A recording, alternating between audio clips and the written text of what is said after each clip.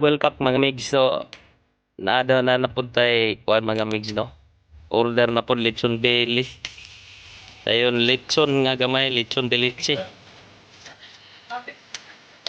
Para sa mga migs.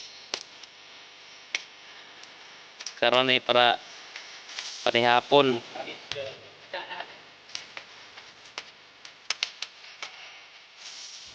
So, pila rin kilometer? So, itong lechon belly, around 7 kilos.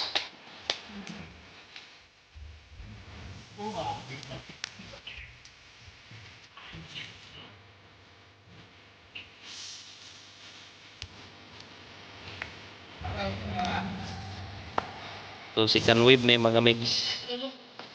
Pero kining baktin gamay ato ara ni. Pangkuan ra ni. Pangkuan ra ni sa mga mix, pampulutan.